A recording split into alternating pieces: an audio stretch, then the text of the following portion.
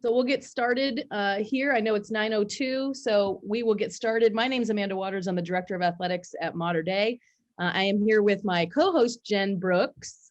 Hi, everybody. My name is Jen Brooks. I'm the Athletic Director at Ursuline Academy in St. Louis, Missouri. So we are going to kind of get started today with some female-directed questions, and then Jen and I will kind of alternate with questions. If you have questions, please feel free to put them in the chat. We want to make this kind of a roundtable where you're heard and we can hopefully help answer questions for each other. Again, it's female collaboration, so we're kind of doing this together. So I will get started. And again, please feel free to unmute yourself unless there's a lot of background noise. If you want to answer the question, please unmute yourself and go for that. The first one is, how do you handle, well, let's say, what challenges have you faced being a female AD? So what are the biggest challenges? I can start by, for me, it's the Good Old Boys Club network, right? I mean, a lot of times it's like the coaches have been there forever and people have been there forever and you're a girl. What do you know about football? And then, and I think over the time, as I've been an AD longer, that's kind of gone away. But at the beginning, that was a real big challenge, especially when I first got it, to kind of conquer that male ego, for lack of better terms, of what does she know? And I think part of it is not changing who you are, letting them adjust to who you are. I think that's probably for me the biggest. Jen, what about you? I joke around and I say that my superhero power is that I'm invisible. So there's so many times I walk into a room and I feel invisible because I'm the only woman in the room and the men don't acknowledge me. They don't, talk to me, whatever the case may be. So that's been super frustrating, is to find my space and my voice, because I know I have that rightful place in that room. Ladies, any of you that want to speak up? Being called sweetie. Sweetie. Well, you know what? I hate to pick on anyone. Hi, Rick. We're not going to make you invisible, Rick, but yeah. Thanks for. I think there are two men in here. I think there's you and one Seth. other. Okay. Well, Seth knows to turn off his camera. Just joking. That's right. We don't see you, Seth. It's okay. Carolyn, bad. No. Love you all. No, but you know what? For me, yeah, Jen and Amanda, yeah, like we in my neck of the woods, we call the Good Old Boy Network the Gobbies, instead of like, the Bobbies and the Jimmies, we call them the Gobbies. And I think we've had to kind of do that almost as a self-preservation tool, right? How do we affirm ourselves in a way that keeps us in our own self, right? And if it's calling them gobbies, then that's what it has to be. But I think the energy that we bring, like how can that not be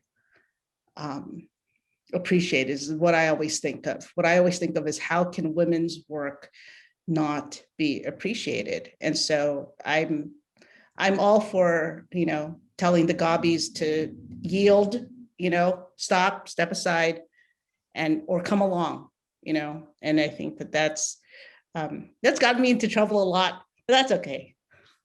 Well, and I think part of it too, Carolyn, is them getting to know you, right? So once they get to know you, and I'm a big believer, again, like I said before, you don't have to prove yourself. You don't have to like do things over the top all the time. Just be who you are, and eventually they're going to get who you are. And you're right, you may have to deal with some sweeties and some of these other things, right? But eventually they're going to get it. And if they don't, then it's too bad for them. Like, they're missing out on an opportunity to learn from other people, whether they're male, female or not, how to do the job. Anyone else? I'm really young, and I always get mistaken as a student. And then, when I have to travel with a team, the administrator on the other side, who's usually male, who's usually Caucasian, thinks I'm a joke. Or, again, I have to prove my worth and to be in this industry. So it's challenging, but I'm up for that. But yeah, there's a lot of times where like, aren't you a kid? Aren't you on the team? I'm like, no, I'm an administrator. So, getting that same respect as they would to, a male counterpart, I think has been an interesting one, especially with football coaches. Yeah. So Well, I Erica, heard- Jen and Oh, sorry. I both want to be asked if we were kids. Yeah, I want that too. So you should like soak that in, Erica. And just enjoy that piece, not the other piece, but the, Yeah. are you part of the team? I miss Yes. those days. Yeah, know, just be right? strong. Nobody's telling us that are older that these days. So Um, I think, part of what I'm hearing is that we don't fit the narrative of what they think a high school coach or athletic director looks like. So then my question to you all is, how do we redefine? How do we reshape that narrative of what it looks like to be a high school athletic director? I just had a couple of things I was going to mention. This is Jamie from Central Catholic High School in Great Falls, Montana. That, I find I had some nasty run-ins with football coaches. I kind of chuckle because I always thought a wrestling coach would be the worst thing to run into, but actually he's my greatest ally. But I kind of had to sit back and really assess and redefine how I was approaching these coaches. Because as I sat back and I looked at all of my football coaches, then I looked at their wives. And you know what I found in their wives is that their wives were very dominant. And I found that, redirecting on how I spoke with them and how I got them to buy in and be part of my team, not their team, but a part of my team by, explaining to them that, I might be the CEO, but you're the manager of your team. But really understanding kind of what their family dynamics looks like has really helped me to, create more of a partnership with them and to understand that, I think they had their defensive up because here's another woman in their life trying to tell them what to do. So that's been something that has helped me along a little bit. That's great. I love that. I'm in a league and Sheila's in our league here too, Sheila Pauley, and we have a lot of male athletic directors in our league, and a lot of them have been there for a long time. But some of us have too. And I think we just, it's coming from the Mission League down here in Southern California. I'm the league coordinator, so I don't really get a lot of bash from them. I think sometimes, I guess because I'm strong, and I think if you're strong and sometimes they don't even talk at some meetings. You can ask Sheila, unless it's something that they really have passion about and we're like, whatever. But quite a few of the times when I do football meetings just with the Mission League football, because we have girls and boys and we do them separate, they're like, Steph, you make the decision. I'm like, I'm not making the decision for the league. We all have to do it. So I think you just have to treat them just like regular. I mean, like, I don't think anything when I'm the only woman in our league meetings with the guys anyway, that I'm just the only woman. I just kind of talk, and do regular dialogue with them. And just, I guess I'm comfortable in my own skin, and I've always been kind of the one who took charge. So I don't really get a lot of that. Maybe 18 years I've gained all that. So, or respect from them. Well, and I think too, it's because they know you, right? So again, it's yeah. just And time. yes. And it helps when you do, I mean, especially during COVID, like we've been having practically weekly AD meetings with all of our colleagues, and we all get along really, really well. I think for the most part, I think we respect each other and we respect everybody and what they're doing at their schools. And that's even come full circle, especially now during COVID, and we're all on the same page. So I think that makes a difference when you all can be on the same page and express yourself. And sometimes it's harsh. And sometimes, like this week, Sheila even called me and said, are you doing okay? You look a little stressed. I'm like, all this stuff coming at us. And, we're barely starting to open up here in California, a little bit across country. So it's been a long time for us. So, but, just hang in there. Some of you that are new, young, just be strong and you're going to be just fine. Amanda touched on it, and Stephanie, you did too. And it's about, letting the men in the room get to know you, and sometimes it takes years, but also for me, I run that fine line of being an introvert and an extrovert. So I have to work really hard when we get together for meetings to say, okay, I will go hang out with them after the meeting's over, even though I just really want to go back to my hotel room and read a book. I know that it's important for me to sit there and drink a beer with them so they get to see who Jen Brooks really is. So I encourage you to find those opportunities for them to see you outside of that work setting. So yeah, definitely. When we're at meetings or like this conference or any of the conferences in California, a lot of us go and we sit there and drink. Of course, the guys are up till like 1 or 2 drinking beers, but some of us are there. Some of us females are there all the time. And we try to we didn't get to do it last year, but for our league at Christmas time and at the end, we have like a mission league. We go out and have dinner and drinks and all. So it's good to get out of that zone of talking about work all the time. And yeah, we do, but we just try to enjoy each other. Agreed. I think it's interesting to me because one of the things that and it hasn't been since I've been at this job, but obviously earlier when I started in my career, was that we're too emotional, right? Every time it was, we can't be passionate, it's emotional. So if I'm a guy and I'm passionate about something, that's great. If I'm a female, I'm now emotional and not passionate. And I think that was my biggest challenge because yes, I'm emotional. I'm a female. We're all emotional at some point, right? But I think that's also what makes us good at our job because we're emotional, but we look at it in a passionate way where it's like, these kids are just like my kids. And if I was this person's mom, this is how I would want to be treated. And I think that's what makes us good at what we do. So I don't know what your thoughts are on emotion versus passion, but I'm tired of being called emotional. I am, but I'm very passionate at what I do. And I am an extrovert. Sorry, Jen, all the way. Hey, I'm both. I can be both. At times I have to stop myself and be like, okay, stop talking and listen.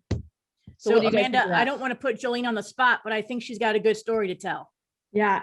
So I wanted to share kind of a lot of points of what you're saying. So my name is Elaine Fugate. I am a commissioner. I am the commissioner of the West Catholic Athletic League in the Bay Area. So I have 11 private schools. So kind of transitioning from the AD realm. So my story from there was the same exact what you guys are saying.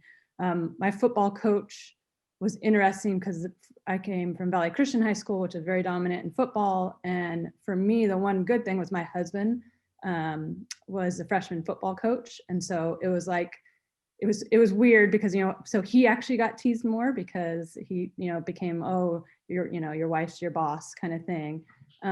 But what I would say is one of the challenges I had, and I know there's different ages and stages of life in here, was I had my son while I was still an athletic director, and just the comments. So I guess part of my journey was learning to embrace my role and embrace that the power that being a female gives us versus it being a stigma. And so I remember early on when I had him, my son at a very late age, later than normal, and not because of anything with jobs, but because we battled with infertility, but that's not something you share publicly. And so I remember parents would come up to me and be like, oh, I can't believe you're pregnant. Like, we just thought you were so driven. I can't believe you're having a kid. We thought you're so driven. And it's like, you want to tell these people, like, you don't even know my personal life. Like, we have been trying for years. I've done multiple rounds of IVF, like all this stuff, but just what the stereotypes people put on you. So then fast forward and getting into the commissioner job. So it's really interesting. And I think Jen, like through the We Coach, I loved the one panel that talked about how we go into interviews thinking of everything that we can't do, whereas men go into interviews thinking it's their job, even if they have no qualifications. And that's so the truth of it. And so becoming the commissioner of the West Catholic Athletic League was really interesting because even right out the gates, I got interviewed by the papers because it was, why would the story was why West Catholic hires a woman. Like, it was this groundbreaking, this random. And so the first interview I took I was pissed, right? And then I started thinking, okay, God, like, wait, this gives me a voice. And so then I turned it into a platform to both empower other females in our league and in our area and that kind of thing. You know, and Natalie's on here as a commissioner in our section as well. And so just kind of banding together and using the voice that we were given and that part versus kind of that. And then in the commissioner role, so then mine's kind of 3-part, and then in commissioner role, my very first situation was with a man, he hated women in general. So it was one of my principals that I just butted heads with. And we wound up in a lawsuit, and he went after me. And Amanda, what you're saying, so it caught me by surprise, and I'm a female, I'm emotional, and he made me cry. And I literally in the meeting, he was in my face yelling at me, and I thought I'd never been spoken to like this, and I didn't think it was appropriate.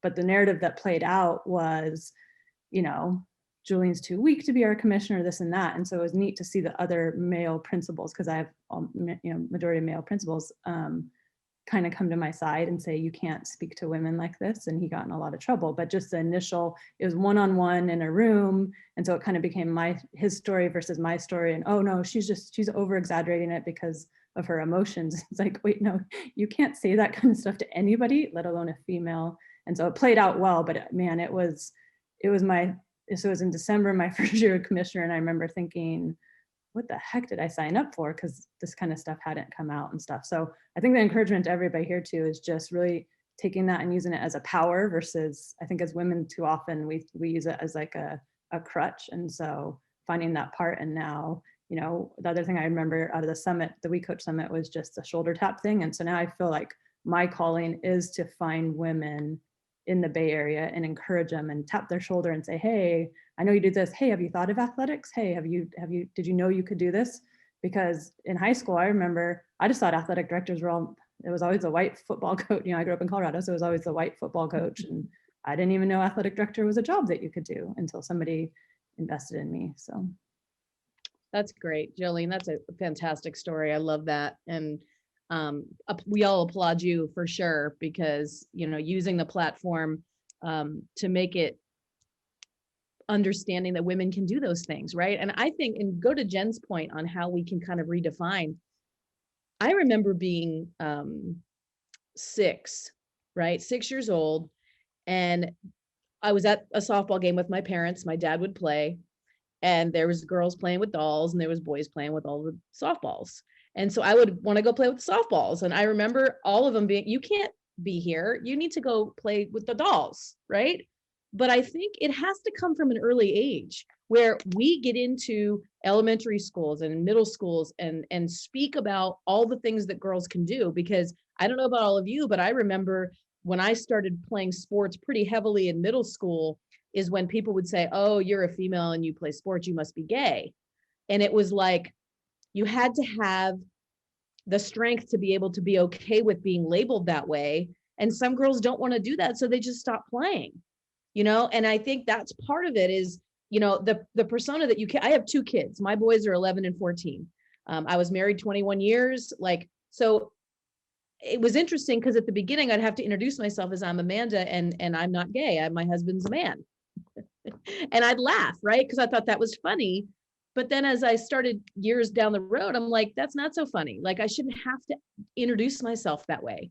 But I do think if we're going to reshape anything, I think it's taking all of us in going into the elementary schools and the middle schools and talking about how much fun athletics are. And yes, you can do it. And yes, you can be an athletic director. And yes, you can be a female referee at the Super Bowl. And yes, you can be vice president. And I mean, there's so many amazing things right now that are going on for women in general, that younger kids need to know they can do those things and strive to that. I can tell you, I never knew, again, like Jolene, being an AD, I don't even know that I ever thought about that. It was, I want to be a coach and a teacher.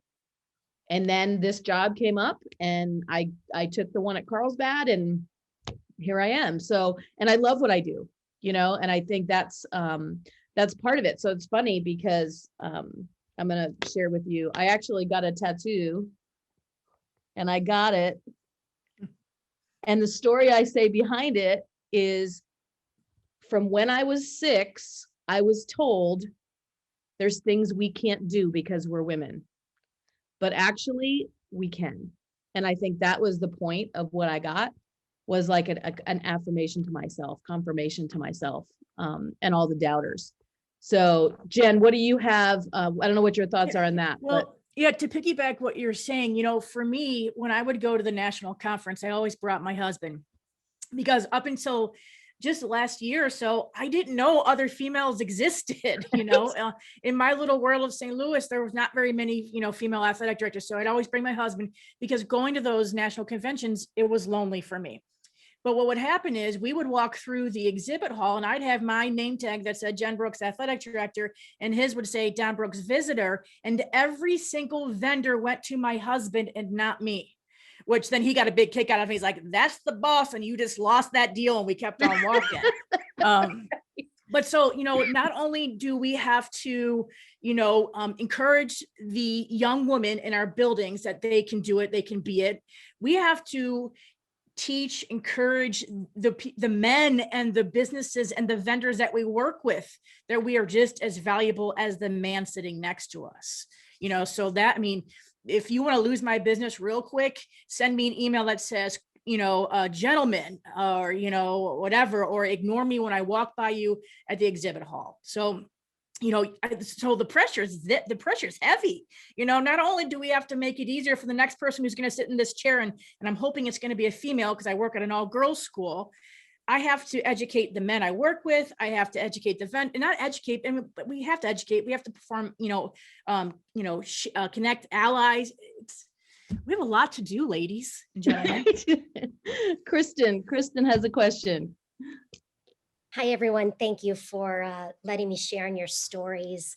I have a few stories myself that I can confirm what you're all sharing. First of all, I wasn't in athletics yet. I was very young, right out of college, and I was working for a nonprofit. And one of the board members came in and absolutely screamed at me. And I can't even remember what it was for, but whether it was justified or not, that type of attitude toward any employee would be unacceptable. And it was particularly in regard to an older man to a younger woman. And so I was just shaken, right? And cried at home, but I determined that I'm going to talk to him and confront him and let him know, educate him that that is not the way you address anybody, and certainly a woman. And so it was really hard. I was young. I was 22, right? I sat down, requested a meeting respectfully and with grace, and refused to cry, confronted him on his attitude. And he said, he listened. He said, okay. And so I feel like, we do have an opportunity when we are treated with disrespect like that to educate, but we need to be, instead of combative, try to be, and that's in some ways, I was angry and upset, right? And I have justified anger and upsetness over that, but approaching him in a calm manner helped him to see a different way. And then to your point, Jen, about going to the man, I'm a monogram winner from the college I'm in, which means, you're a varsity athlete. And I would go to the annual event and we'd go to the sign-in table, my husband and myself, and they'd look immediately to my husband, what sport, sir? And he'd say, well, it's my wife who's the monogram winner. And so, breaking those barriers step by step is really important. So then one more thing I wanted to, I bet most of you know this, but in case you don't, the University of Minnesota has a Tucker Center for Research for Girls and Women in Sport.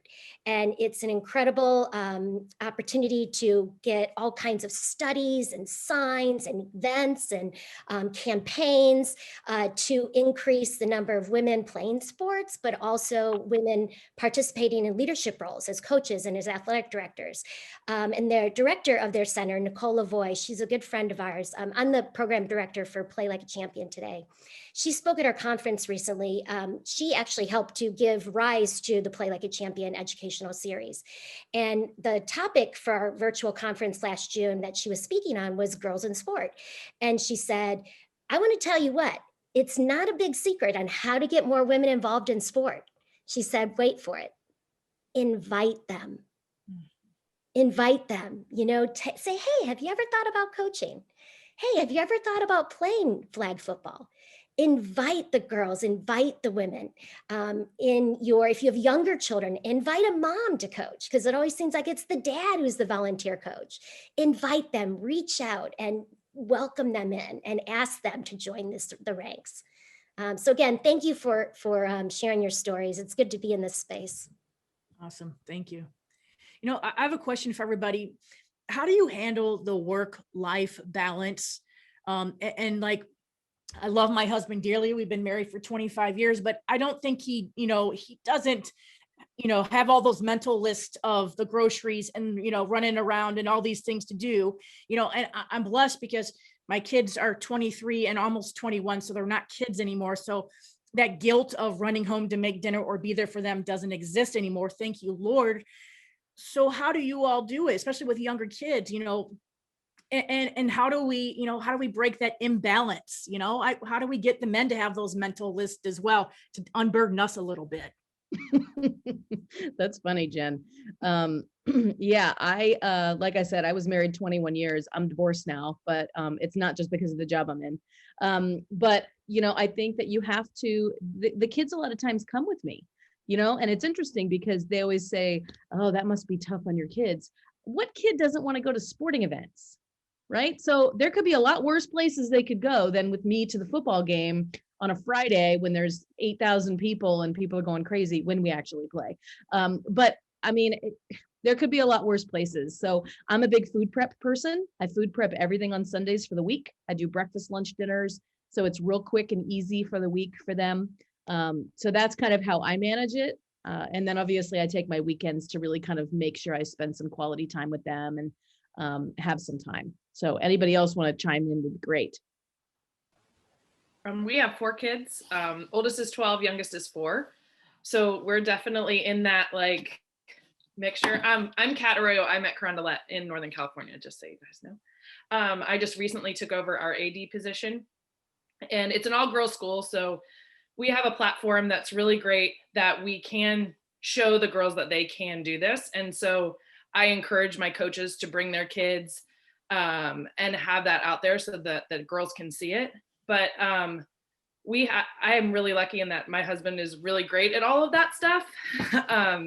And he's a coach, he's a teacher, so he gets it. So I have a really great balance. We're a good team. But I definitely feel that like I have to get home. I can't get a workout in because I have to go home. I have to cook dinner. I have to just spend time with my kids. So I definitely feel that, and there's a tug, and so it's usually the workout that gets pushed back.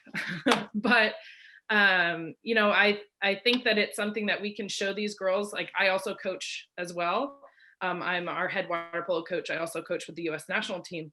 But I took my youngest went with us to Peru, and he was on the pool deck, and the girls saw it, and that's something that for me is really important, is showing all of our girls wherever, whether I'm coaching or whether I'm at school, that they can balance both.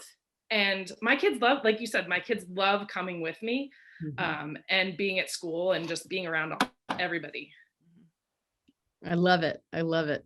Ardiana, nice to see you. How are you, girl? I'm well. How are you all? Good to see you. Good to see you. What's up? Nothing much. My name is Ardina Scott Yan, and I am assistant AD at Forest Park High School in Atlanta, Georgia.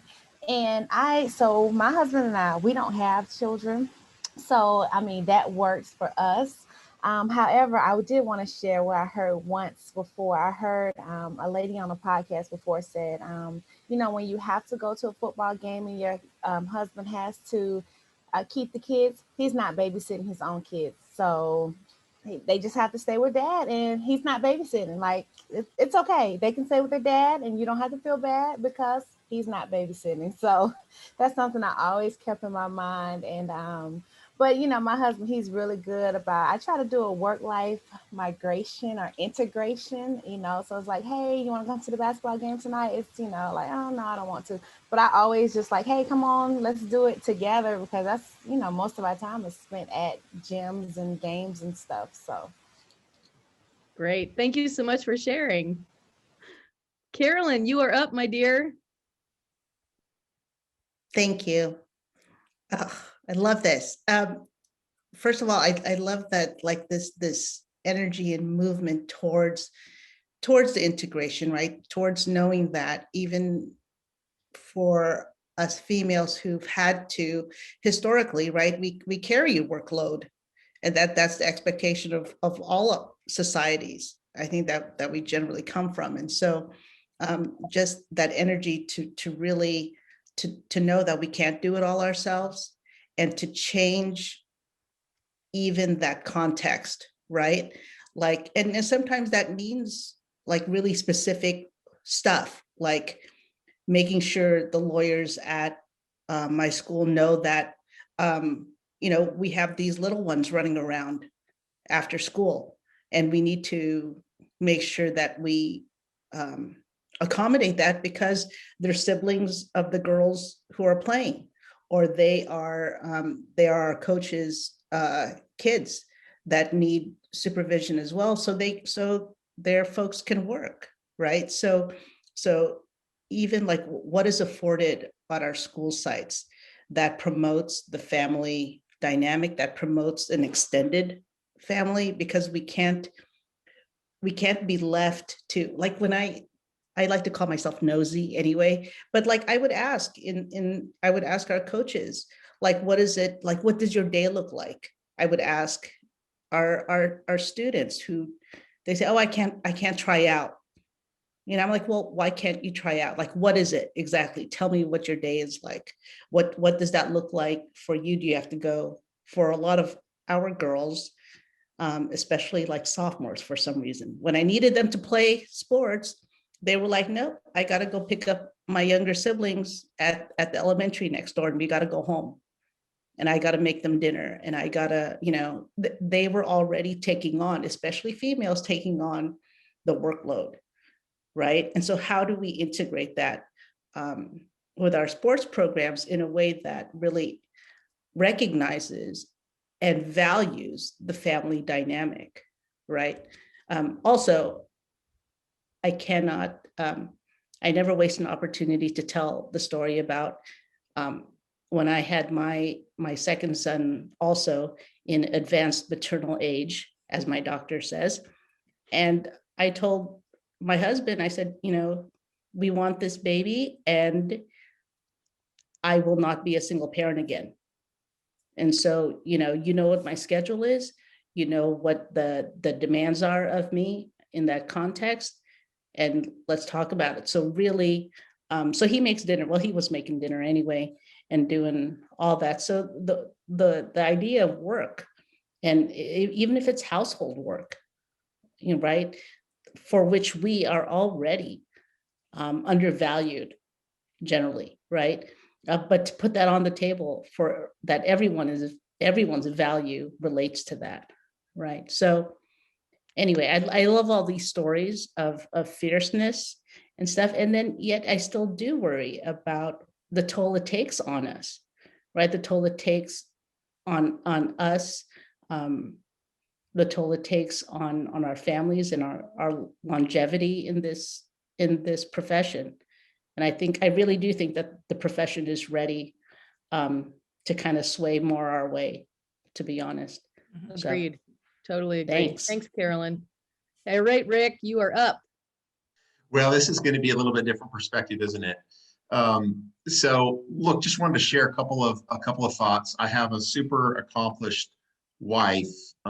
She is the executive director of this outfit called the Knight Commission on Intercollegiate Athletics. She played college athletics. I have two daughters, one who plays college basketball. And so what they've done, and I have two sisters, was raised by my grandparents and aunt in addition to my dad. So I've had, I think, a fairly strong female influence on my life. And in a really healthy way, my daughters in particular give me course correction. And they are clear with me, they're direct with me, they're not rude with me. And so it works. I listen when they're clear and direct, and I encourage them to be that way because I want them to be able to tell me what they think.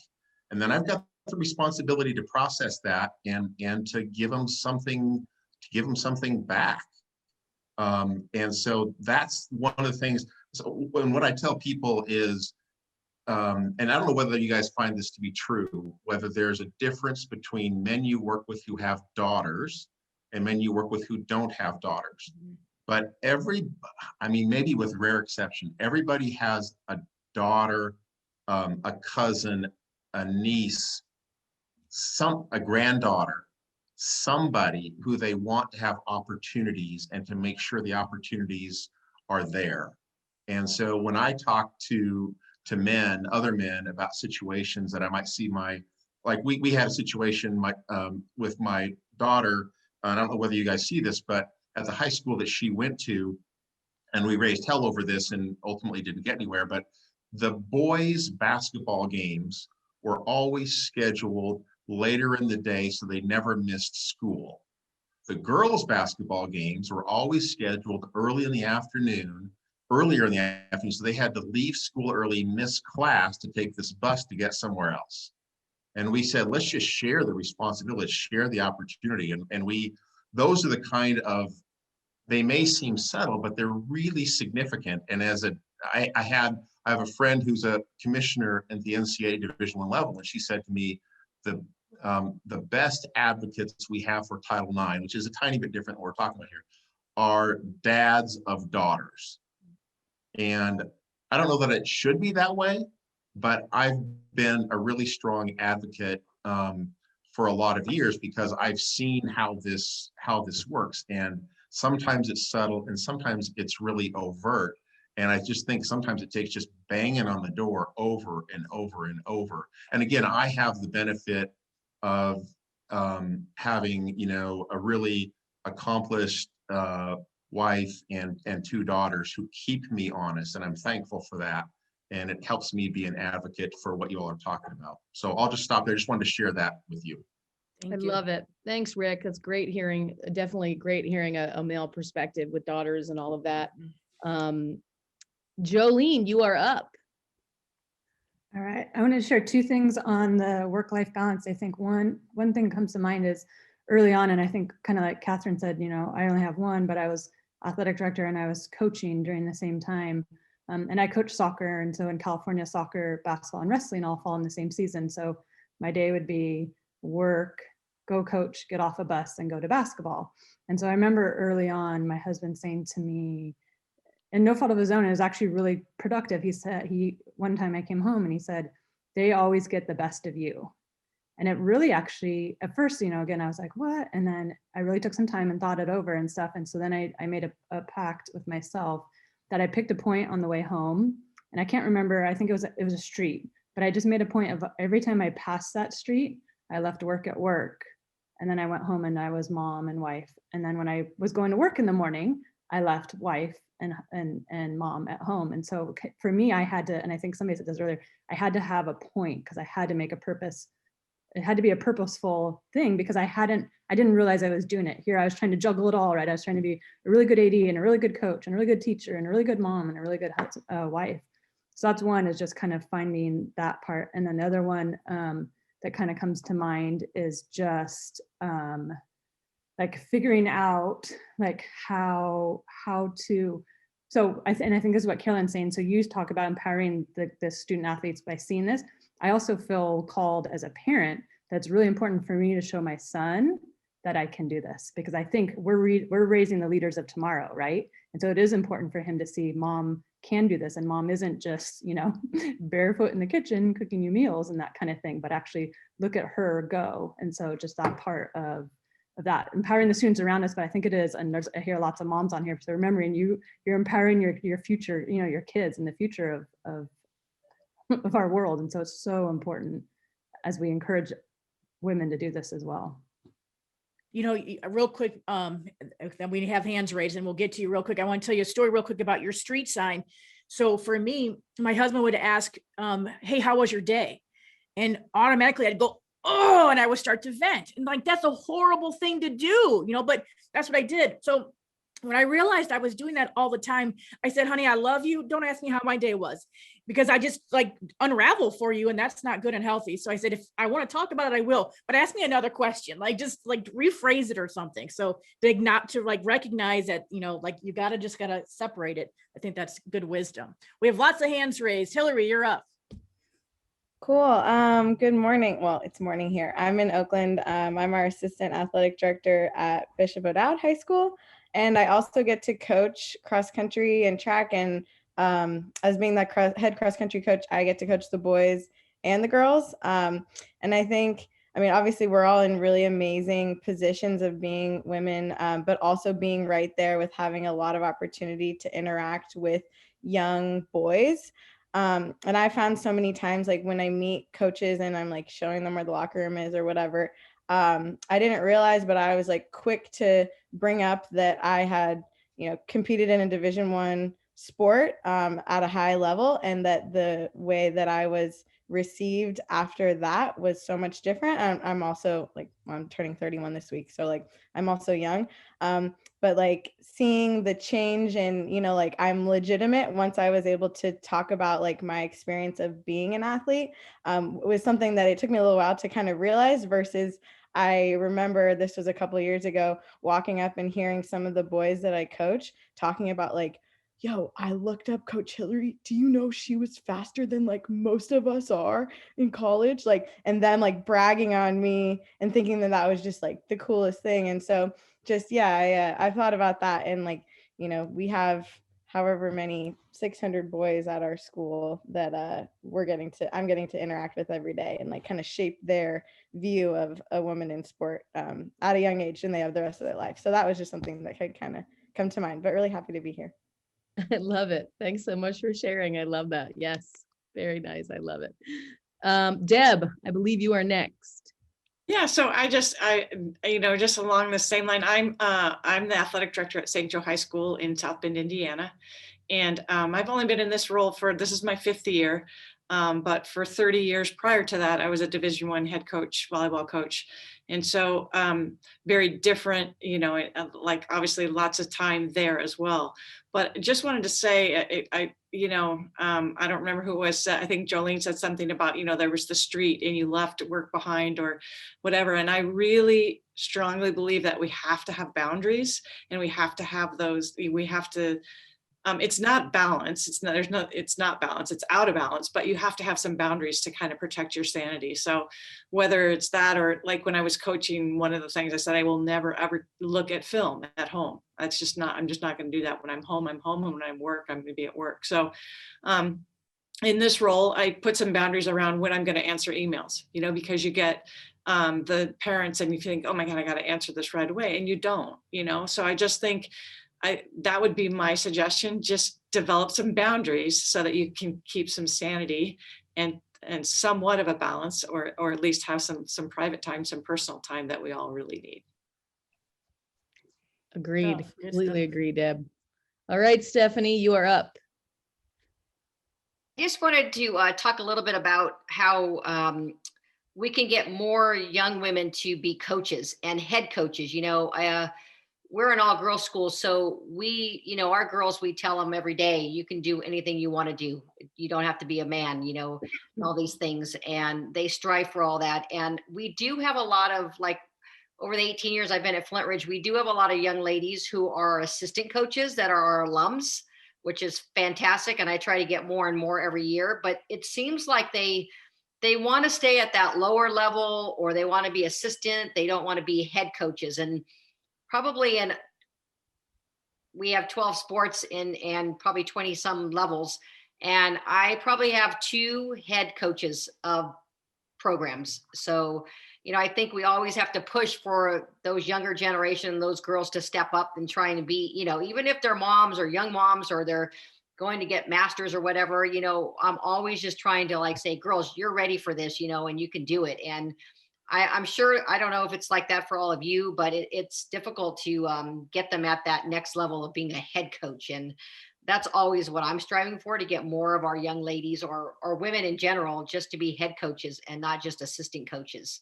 Because I think that's, sends a strong message to, our community. Like, we're trying to advocate for more, powerful, women, and get them in those kind of jobs up there. So I just wanted to tag into that. I love it. So here's a question. How many of you, if you could raise your hand, are newer ADs, like less than 5 years? Okay, so here's my question to you. It's been obviously a very hard year for even ADs that are not new. So well, has it changed your perspective of being an AD? Has it, because just know two things. One, we always have each other. And I say this all the time, that we're strong because of the job that we're in, but we're stronger together. So what are the biggest challenges you've had since COVID and all of this stuff, being a newer AD, that you could share that possibly we could help with, or something that you've done that you troubleshooted with?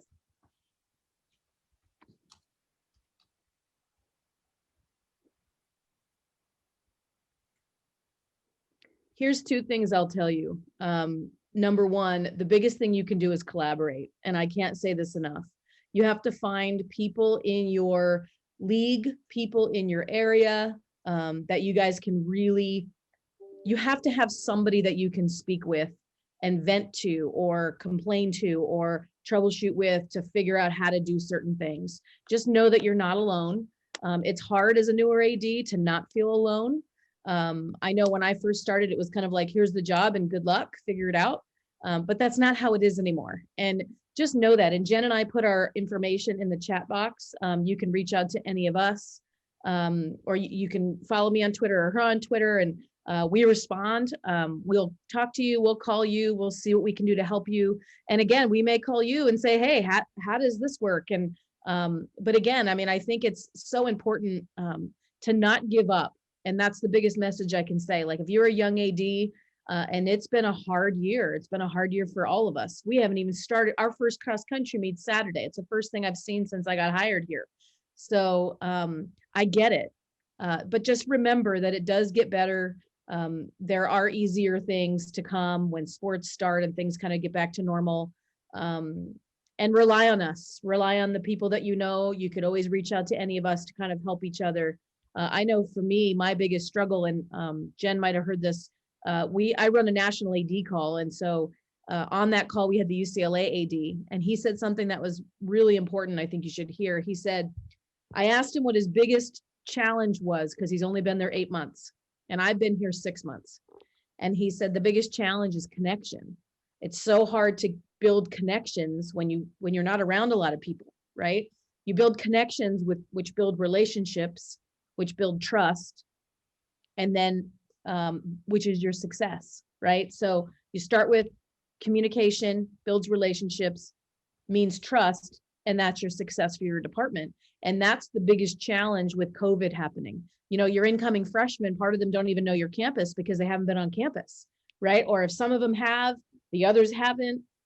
Yesterday we had a freshman acclimation thing, and they loved hearing about campus ministry. They loved hearing about ASB. They loved hearing that athletes can do more than one thing. So all I can tell you is just try to stay as positive as you can, and just know you have resources all over. Everybody that's in this room, and everybody that's around you, reach out and try to find your circle of group. And like Jen said, if that means you got to go to breakfast with them or whatever to kind of collaborate so they get to kind of know you outside of the AD realm, it's just going to help you in the future. You know, so Jen, I don't know if you want to touch on how that's gone for you. Yeah, you know, connecting, I'm going to piggyback on that word connecting. And for me, connecting became, I created the global community of women in high school sports. Looked for a place for female athletic directors to, you know, sit shoulder to shoulder and talk about what we're doing. You know, I like to use the story or the idea of Ginger Rogers and Fred Astaire. So Ginger Rogers did everything Fred Astaire did, but backwards and in heels. And that's what I feel like we do as female athletic directors. You know, we sit shoulder to shoulder with these gentlemen. We're expected to do the same job as they do, but people don't realize we're doing it backwards and in heels. And I don't wear heels or dance very well. So, you know, there's that. So I created a global community of women in high school sports, and I invite all of you to become a member of it, to join it. Carolyn's on here. She's one of our executive council members. It's a space, it's a safe space for females and men. It's open to everybody. We're in a very inclusive environment, but we provide lots of mentoring opportunities, lots of just talking opportunities, and lots of learning in an environment where I feel a little more safer to ask questions, if that makes any sense. So check us out. Amanda's doing great things at National AD Resource. So check that out as well. Yeah, I mean, you know what, like I said before, like as many things as we can do to stay together in this time is important. They're both in the chat, Global Community of Women in Sport, nationaladresource.com. If any of you want to visit that, please do. We do ours once a month, and Jen, you're once a month as well. Yes. And again, we don't expect you to go to everything, but again, there's resources out there. And again, the Stronger Together, we're strong because of what we do, but we're stronger together. And then we have Stephanie, you are up. Did you have a question? Oh, no, no question. That was for the last one. Okay. I'm okay. Jen, did you want to touch on anything else? We have about 8 minutes left. You know, keep doing what you're doing. There's going to be hard days. There's going to be great days, but those great days will outweigh those hard days. You know, look at your screen right now. You've got a ton of people that support what you do. So, you know, keep fighting the good fight. And my tagline is the power of being the only woman in the room. There's power in us being females. Well, and I can't wait for like a national, like the national convention. Oh, Denver, we're blowing it out. I'm like, I just want to see people. Like I see people via Zoom for a year. Carolyn wants us to rent so that people can come. It's like a church that converted to like an 8-bedroom place. Like we're blowing it out in Denver. I'm so excited. So it's funny because when we started the national thing in March, it's like I see so many of you and I recognize your faces and it's like I've never met any of you in person. Like I actually met Ira in April. I flew to Miami, but it's like I haven't met many of you, so I can't wait for that to happen. Well, so you know, like when I would go to the national convention, I would walk with my head down because there's like all these men, and now I'm gonna be like, hey girl, I can't wait. I'll walk right with you, Jen. I got you. I know that Right Krista there. Keen is on here and she's the head person for Play Like a Champion. So if any you guys, when you can go out to South Bend and go there, it's amazing every year, every summer. We didn't get to do it last year, but we did virtual. But when it gets up again, hopefully this summer, Play Like a Champion is a great place to go and network and have a lot of fun. I just can't wait. I can't wait for all of them. I can't wait for events to meet you. I can't wait to talk, to like sit down, actually have a normal conversation, minus Zoom. But remember, I'm around, Jen's around. We're all here to help each other. If you see someone on here, you heard someone speak that's kind of in your area that you want to connect with, please feel free to do that. Again, I can't thank you enough.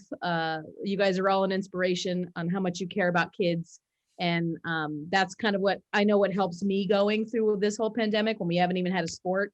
So seeing you guys and knowing the passion you have for kids is so great to hear. Yep. So anything else, Jen? Are we good?